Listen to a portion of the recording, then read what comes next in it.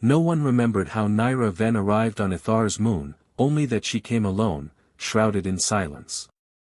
The moon itself was a dead thing, grey, cracked, humming with faint electromagnetic pulses like the last breath of a buried machine. No wind. No birds. No growing things. Only dust that rose in soft curls when she moved and settled gently behind her like the ghost of a path. Even her footsteps seemed reluctant to disturb the ground, as if she were merely a thought drifting through the ruins. But the silence wasn't just in the land. It was in her throat. In her chest. In her mind. A silver circlet wrapped around the base of her neck like a second spine. Smooth and seamless, embedded into her skin, its function as clear as the pain it had first caused, it suppressed her voice. Not her speech exactly, but her song, the unique vocal frequency Selenian-born shared as expression, memory, and identity. To be cut off from your voice on Solunia was worse than exile. It meant being erased. Naira hadn't spoken in almost 3 years. But she had found a way to sing, even now. Every third cycle, when the moon's orbit reached the far edge of the star field and interference was lowest, she would climb the jagged ridge near the southern crater where an old satellite dish lay half buried in dust. It was the last remnant of a communication station, now decommissioned and forgotten by the rest of the galaxy. But its inner wiring still thrummed with static, and that was all she needed. She'd rebuilt it slowly, scavenging broken parts from nearby wrecks and ancient debris scattered like bones across the moon's surface. And in the hollow space beneath the dish, she created something entirely her own, an instrument. No name suited it. It was part harp, part resonator, made of crystalline thread strung between twisted metal supports. It resonated with her touch, her breath, her memories. And through it, she played. Not melodies like humans composed. Her songs were textured, layered with meaning and silence. Every note she plucked or pulled carried emotion in its rawest shape. Sorrow for the stars that burned and never returned. Longing for her name once whispered by a lover in the rain. The taste of sunlight filtered through temple windows. She poured her grief into the strings. And somewhere across the darkness, someone listened. She didn't know who. But the instrument had been modified to send sound across a narrow band of deep space radio, buried beneath typical interference, shielded, forgotten. It wasn't meant to be heard. Yet still, he replied. First it had been static. Then a faint hum. Then, one night, a reply. A single low tone, almost a drone, sliding upward into a hollow echo. Like a hand reaching through the dark. After that, she played every cycle. And every cycle, he answered. His name, she did not know. But the tones he returned were soft and slow. Warm. Cautious. Sometimes playful. He never used words, only frequencies, just like her. But she could feel the difference between them. His sound reminded her of water. Of places with rain. Her hands knew the texture of stone, ash, and cracked glass. But his music spoke of rivers, of oceans, of laughter from high places. Naira sometimes imagined what his face looked like. Not sharply. Just the suggestion of it. A man with a mouth that smiled rarely but sincerely. Fingers calloused from work. Shoulders that moved like they had carried something heavier than they were built to bear. She imagined he had no idea who she truly was. No idea that she was once Naira Ven of Solunia, daughter of the Prime Matriarch. No idea that she had been the voice of peace between the old Triad planets before the war tore everything apart. No idea that she had once stood in the central hall beneath the sapphire arch and sung the binding canticle that marked the end of hostilities between her people and the Galactic League.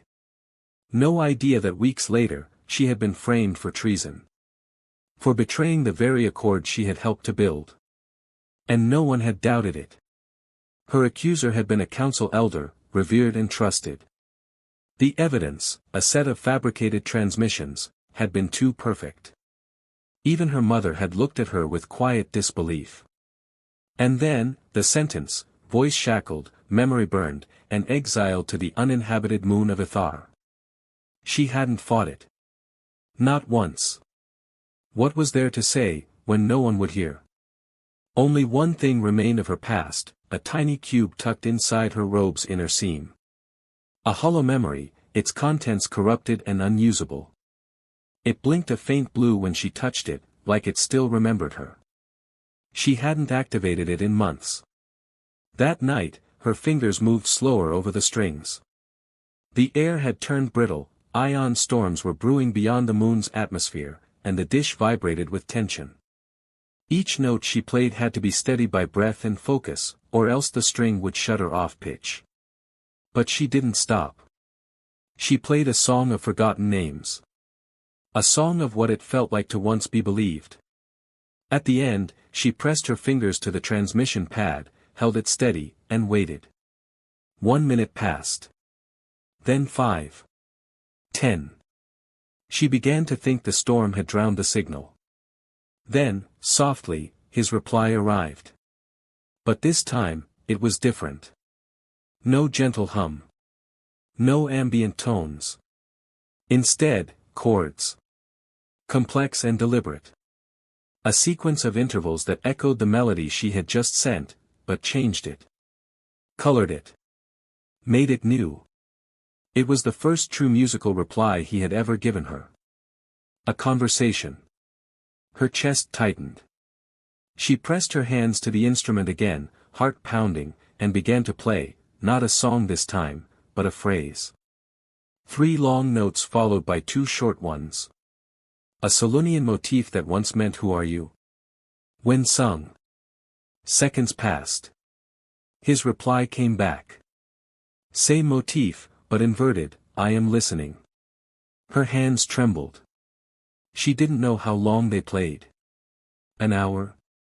2. But when the storm finally hit and the dish's supports began to groan under the rising wind, Naira left the ridge reluctantly, descending the slope toward her dwelling in the old communications module. Inside, the air was still and dry. The gravity pumps hummed low. She sat cross-legged on the sleep pad, staring at the wall where her shadow flickered under the old emergency lamp. Her voice remained silent. But in her mind, a whisper stirred. Elsewhere, aboard a star hauler skimming the edge of unregulated trade space, a man leaned over a console pulsing with pale blue light. He had thick black hair tied at the nape of his neck, a day's growth of stubble, and eyes that missed nothing, not even sound. The moment her transmission ended, he slid his fingers across the instrument in front of him, a resonance panel built from salvaged tech. One of the few working relics of a long-lost culture that believed music could map starpaths. His fingers traced the chords she had sent. He knew now. She wasn't sending random signals. She was speaking. And her voice, whatever had once carried it, was broken. Not just injured. Ripped away. He felt it in the way her songs hovered on the edge of unfinished scales. The way her notes ended abruptly, like breath held too long. He sat back, brow furrowed. Who was she? Why was she alone on a dead moon? And why, every time he heard her, did he feel like some old part of him was being called back from silence? He leaned closer to the resonance panel and whispered, "You don't know it yet, but I'm coming for you." In the days that followed, Naira couldn't stop thinking about his reply. Not just the music, but the way he had played it. It hadn't been polite. Or safe. It had been, alive. Curious. Like he wanted to unravel her. To press closer, even though she'd given him nothing. But she couldn't let herself believe in that fantasy. Not again. Once, she had loved someone. A senator's son. Gentle and kind. He had spoken to her with poetry and held her hand when the pressure of diplomacy crushed her ribs. He had also voted to condemn her. That betrayal left a scar deeper than any exile. And yet, she missed the sound of another's breath.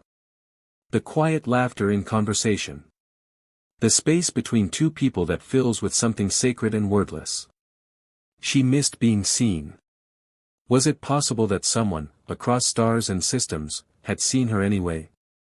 Naira stood in the doorway of the shelter, eyes fixed on the far horizon. Her fingers itched to send another song. But she paused. No song tonight. Instead, she reached into her robe, pulled out the blinking memory cube, and activated it for the first time in months. The projection flickered, garbled. A voice, hers, filtered through static. They won't believe me. But if anyone ever finds this, if you find this, I didn't do it. The feed cut off. Restarted. Showed an image, a corridor. A shadow moving quickly, cloaked. The final moment froze on her own face, bruised and confused, as guards approached. Naira turned it off and let the silence settle over her again. She sat beside her instrument and, slowly, with trembling fingers, plucked a new melody. Short. Spare. Come find me, it said. And she knew, somehow, that he heard. Space is quieter than most imagine. Not silent, nothing in the galaxy is truly silent, but quiet, the way a snow-covered forest is quiet. Full of life you cannot see until it moves. Kainan Tel liked that kind of quiet.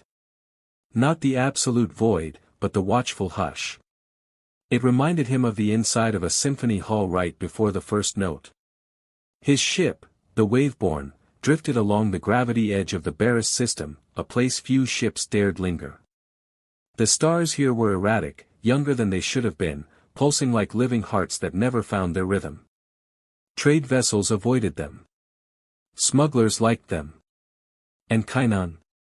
He loved them. They whispered. Not in language. In vibration. Radiation. Tone. He had spent the better part of 7 years modifying his ship to listen to those whispers. To pull hidden harmonics from the edges of stars, dust clouds, planetary rings. To map meaning where others heard only noise.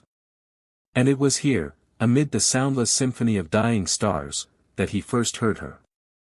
Not with his ears. With his bones. The instrument she used shouldn't have worked. It was old. Obsolete. The frequencies too narrow, the bursts too inconsistent. But something about the way she played, it sliced through interference like a blade through velvet. Kainan hadn't recognized it as intentional music at first. He thought it was an anomaly in his receiver, a feedback loop from an old beacon. Then came the rhythm. The pauses. The rising swell of something unspoken. And then nothing. He'd waited hours. Days. Each time she returned, her signal grew more precise. That was when he knew, this wasn't an accident. Someone was calling.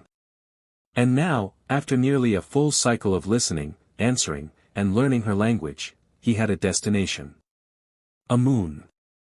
Unnamed, charted only as Ithar B4 in the Edge archives. Barren. No known activity. No stations, no outposts. Technically, forbidden territory, off-limits by Solunian law, but not patrolled. Exactly the kind of place a silenced exile might be left to fade. And Kainan? He didn't fade. He followed. You're insane, Lyra's voice snapped through the calm. A little, Kainan replied, toggling switches with practiced hands. But that's never stopped me. The screen on the control panel flickered to show her face, slender, sharp-eyed, with copper hair braided back in thick loops. She looked as she always had, composed, unimpressed, and right. You're chasing a signal, she said. A random musician on a dead moon. What exactly do you expect to find? Not random, Kainan said. She's consistent. Controlled. And there's grief in her music. Lyra rolled her eyes. That's not evidence. That's poetry. He smiled. You used to like my poetry. That was before you left the Harmony Corps to fly solo through radiation fields and pirate quadrants. And look where it got me. Lost, she said. And now you're getting yourself even more lost over a girl who could be a criminal, a ghost, or a faulty satellite. Your ship's hanging together with duck seal and dream wire. Turn around, Kainan. He paused. Leaned back in his chair. She's real, Lyra. And she's in pain. There was silence. Then Lyra's expression softened, if only slightly. You're not going to let this go, are you? I never do. She sighed. You owe me a favor. I owe you 7. Then I'm coming to find you. If you're still alive. Kainan smiled. Deal. He shut the comm. The landing wasn't smooth. The moon's electromagnetic field interfered with the guidance systems, so he had to do most of it by instinct. Which meant bouncing once on a rocky ridge, scraping a wing against an ancient transmission pole, and finally settling near a crater rim that looked vaguely like a frown. When the dust cleared, Waveborn sat in a quiet stretch of cracked earth, its hull scratched but unbowed. Kainan stepped onto the surface in a sealed flight suit, helmet tucked under one arm. No greeting. No beacon. No sign of life. But he knew she was here. Because he could hear it, faint, low, buried in static. A pulse of strings. He followed the sound. Up the ridge. Past old debris. Until he reached the dish. It was unlike anything he'd ever seen. A broken satellite array, half swallowed by the moon itself, turned into something sacred. Crystalline fibers stretched between support beams. Harmonics vibrated along its lengths even without touch. And beneath it, seated on a smooth stone platform, was her. She didn't look up as he approached. Her fingers moved with eerie grace, like the music passed through her rather than from her. Her skin was a dusky silver, her hair a soft fall of ash blonde streaked with violet. And her eyes, when she finally raised them, were the color of twilight after a storm. Kainan stopped a few meters away. He didn't speak. He didn't move. He just listened. She tilted her head slightly. Then, slowly, she stopped playing. The silence that followed felt like a held breath between them. He stepped forward. You sent a song, he said. I followed it. She didn't respond. Not with words. Instead, she lifted a small device from the folds of her robe. A translator. Ancient. She pressed a single button. A tone played. Short. Quiet. Uncertain. Kainan frowned. No voice. Her eyes flicked to the circlet around her neck. His expression changed. They silenced you. She blinked. Once. Why? No answer. He stepped closer. Gently. Carefully. I'm Kainan, he said. Pilot. Musician. Idiot, probably. Her eyes narrowed slightly in what might have been amusement. Can I stay? He asked. She hesitated. Then nodded. Just once. The days passed like stardust. Slow. Bright. Strange. Naira didn't ask questions, but she watched everything. She studied the way Kainan moved, always humming, always fixing or building or modifying. He rigged up a second shelter beside hers, created a backup power grid from ship parts, and repaired the lower half of the dish's base so that the strings no longer snapped in high wind. He never asked her to sing. But every night, he sat beneath the dish, strumming soft harmonies. Sometimes he played her melodies back to her. Sometimes he added his own. Always, she listened. And slowly, the air between them shifted. He made her laugh once. She had been trying to rewire a broken stabilizer when it sparked and shot a puff of black smoke into his face. He'd coughed, staggered back, and then dramatically flopped onto the floor, gasping, "Tell my story." Her laughter, silent though it was, shook her shoulders until tears formed. He stared at her, smiled, and said, softly, "There you are." On the seventh night, Kainan found the memory cube. She hadn't meant for him to see it. It had rolled from her sleeve while she was sleeping. He held it in his hands, turned it once, then gently set it back where he found it. But he understood now. She wasn't just a singer. She was someone. And someone had tried very hard to make the world forget that. The next morning, he handed her a data pad. "I can help," he said. "Whatever it is, I'm not asking, but if you want to go back, or tell your side, I'll get you there." She stared at the pad. Then at him. Then, slowly, reached for his hand. Her fingers traced a question against his skin. "Why?" He looked down. And then said the first thing that came to him, true and simple and terrifying. "Because when you play, it feels like the stars are listening too." Lyra Dale knew when a system was out of balance. She could see it in the curvature of plant cells under magnification, the way chlorophyll clustered too tightly or scattered too thin. She could smell it in air samples, taste it in the mineralization of filtered water. Imbalance was a language, and Lyra had spent her life learning to read it. Now, as her ship descended toward Ithar's surface, she felt it. In the silence. In the stillness. In the unspoken weight of Kainan's message, "She's real. I'm staying." It had taken 3 weeks to reach him. 3 weeks of rerouting supply schedules, forging transit permits, dodging minor trade disputes, and lying to half a dozen council liaisons. Kainan had always inspired that kind of chaos. And she had always been the one who cleaned it up. But this was different. This time, he wasn't just chasing a broken machine or a piece of forgotten tech. This time, there was a person.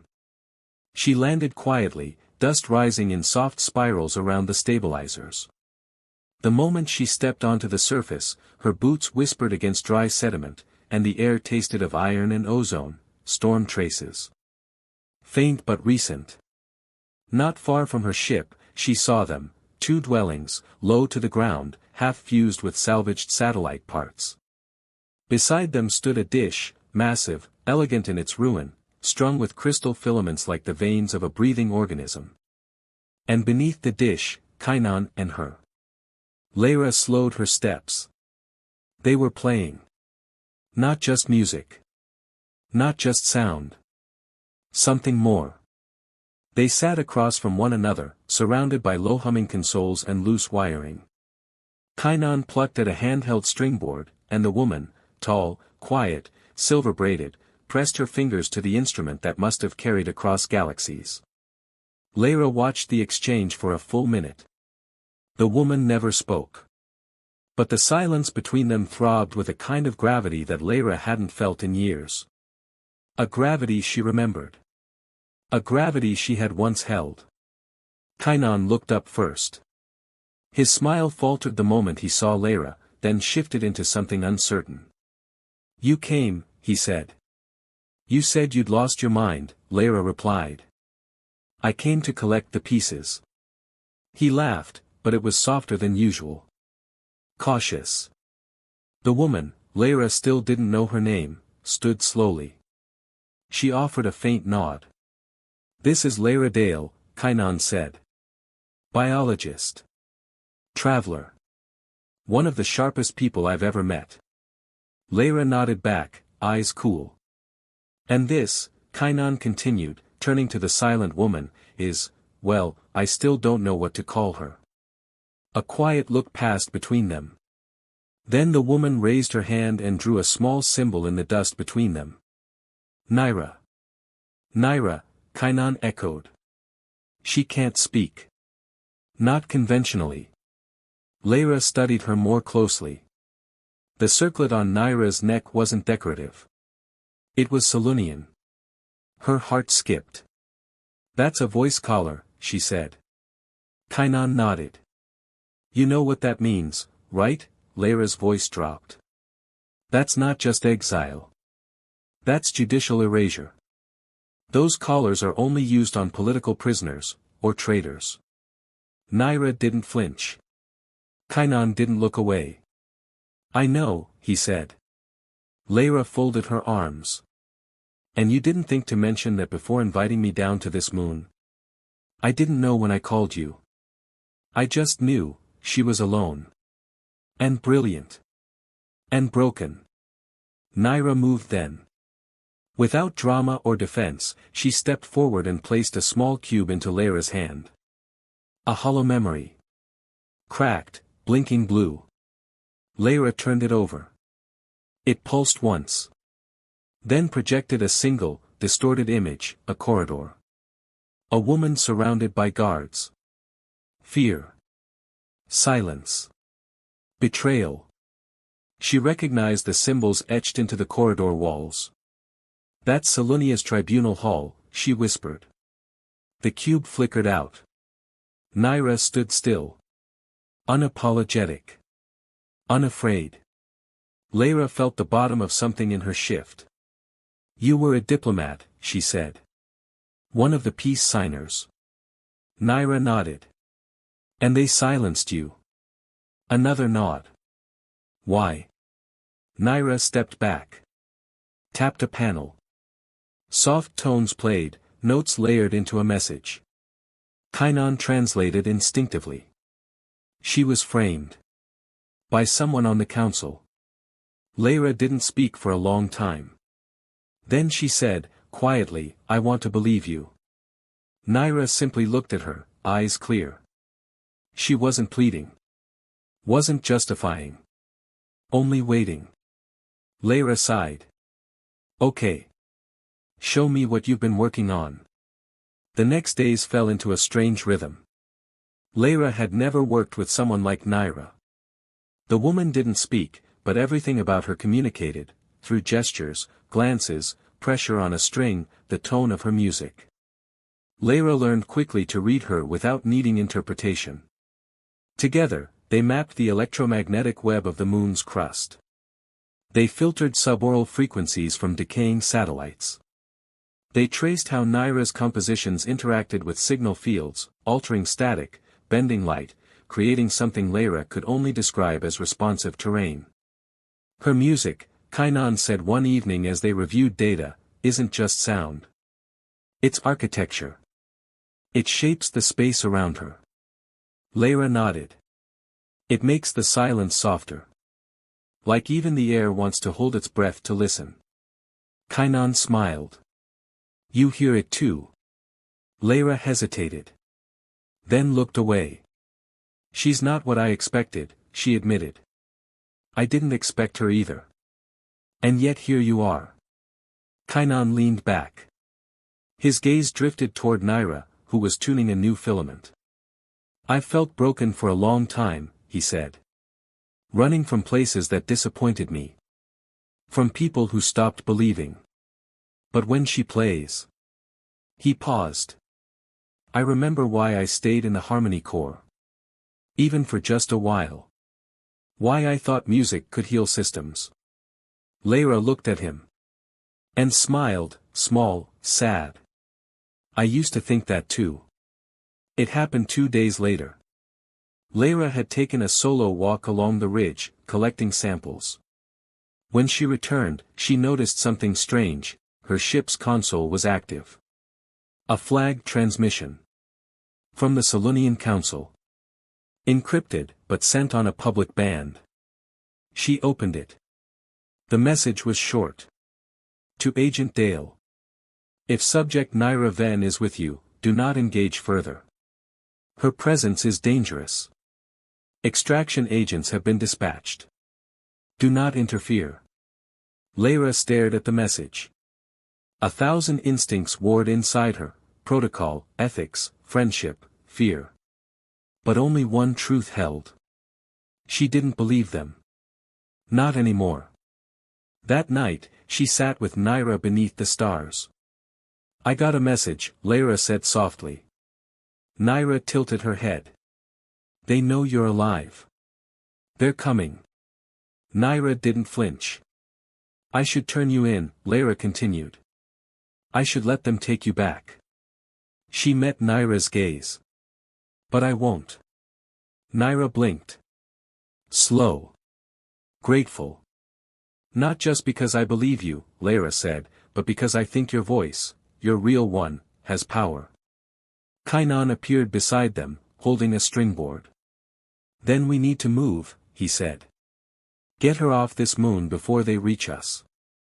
Lara shook her head. Too risky. The only place we could go is Salonia. Which is suicide. Not if she testifies. Not if we bring the proof. Kainan raised an eyebrow. What proof? Lara tapped the cube in her hand. This? It's broken. But if we restore the memory stream, it might contain full footage. Names. Timestamps. Truth. Naira leaned in, breath catching. Kainan hesitated. Then nodded. Then let's fix it. They worked through the night. Knee-deep in data matrices and fractured code, they cracked the cube's seal and funneled its contents into Kainan's core reader. Lara rewired external sensors to map audio imprints. Naira tuned the background noise using the dish's harmonics, separating signal from distortion using pitch. At sunrise, they had it. The full feed. Not just the corridor. But the conversation. A council elder. Voice raised. Threats. Falsified transcripts.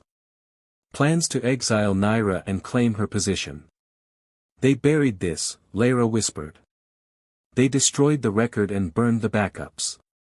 But this. She looked at Naira. This will clear your name. Naira's hands trembled. Kainan reached out and touched her shoulder gently. We go to Salonia. Naira looked at him. Then, for the first time since he had met her, she moved her lips, not to speak, but to form the word. Yes. And in the space between them, the gravity pulled tighter.